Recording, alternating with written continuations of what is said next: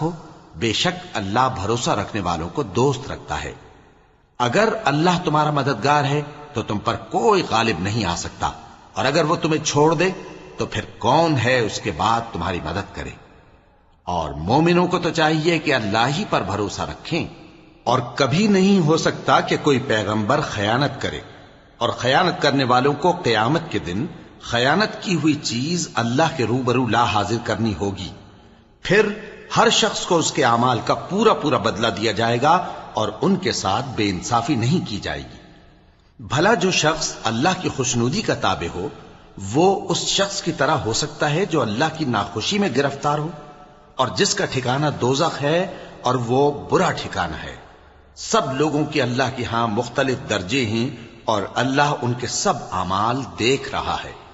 اللہ نے مومنوں پر یقیناً احسان کیا ہے کہ ان میں انہی میں سے ایک پیغمبر بھیجے جو ان کو اللہ کی آیتیں پڑھ پڑھ کر سناتے اور ان کو پاک کرتے اور انہیں کتاب و حکمت کی تعلیم دیتے ہیں، اور پہلے تو یہ لوگ کھلی گمراہی میں تھے۔ بھلا یہ کیا بات ہے کہ جب احد کے دن کفار کے ہاتھ سے تم پر مصیبت واقع ہوئی،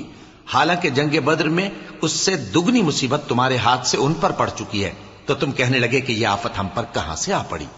کہہ دو کہ یہ تمہاری ہی شامت اعمال ہے کہ تم نے پیغمبر کے حکم کے خلاف کیا، بے شک اللہ ہر چیز پر قادر ہے۔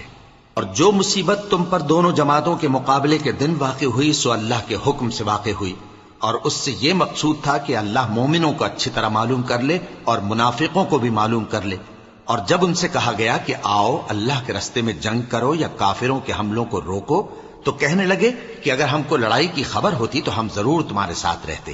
یہ اس دن ایمان کی نسبت کفر سے زیادہ قریب تھے، منہ سے وہ باتیں کہتے ہیں جو ان کے دل میں نہیں ہیں، اور جو کچھ یہ چھپاتے ہیں اللہ اس سے خوب واقف ہے۔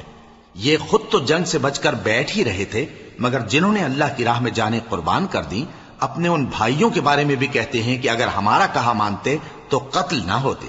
کہہ دو کہ اگر سچے ہو تو اپنے اوپر سے موت کو ٹال دینا۔ جو لوگ اللہ کی راہ میں مارے گئے ان کو مرے ہوئے نہ سمجھنا، وہ مرے ہوئے نہیں ہیں بلکہ اللہ کے نزدیک زندہ ہیں اور ان کو رزق مل رہا ہے۔